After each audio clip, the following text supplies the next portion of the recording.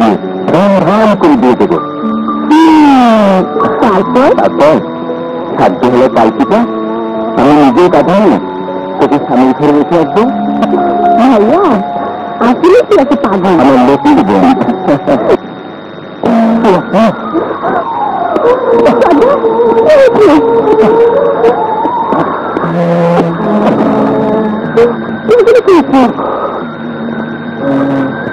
তোমার খান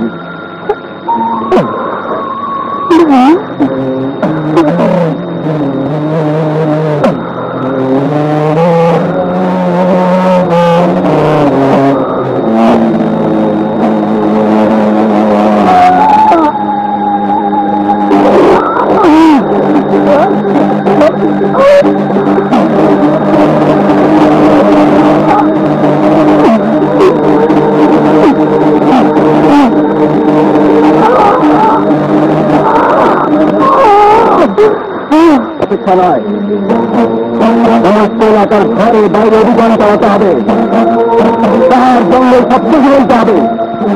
আমি দেখতে চাই পুলিশের শক্তি বেশি ওই অপরাধীর শক্তি বেশি। আমি যখন স্যার আপনি কার বিরুদ্ধে অভিযান চালাতে যাচ্ছে বুঝতে পারছি?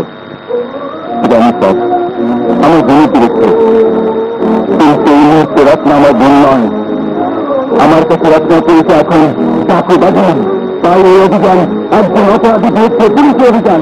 রত্নাকে চাকু হবার জন্য জন্ম নেই, রত্নার এই জীবনের জন্য দায়িত্ব। আমি যদি বলি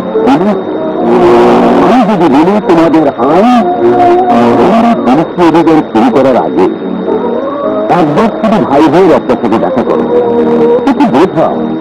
তোমার কথাতে রত্না আত্মসমর্পণ করতে পারে।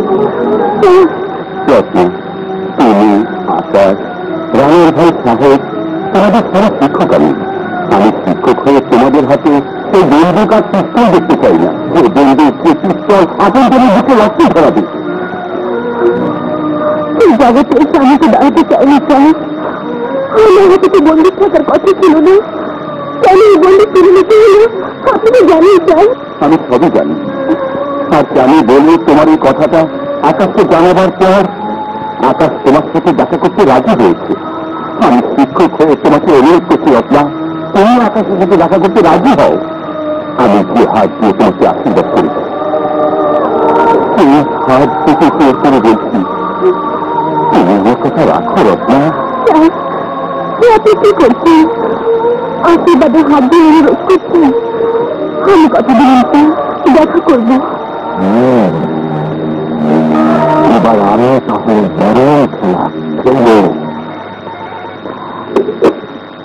হ্যালো, সাবেক থেকে কবিতা বলছেন। হ্যাঁ কি বলে? আগামীকাল দুপুরে ডাকে বাদ দিয়ে চাষাবান জঙ্গলে রাস্তা দিয়ে থাকে।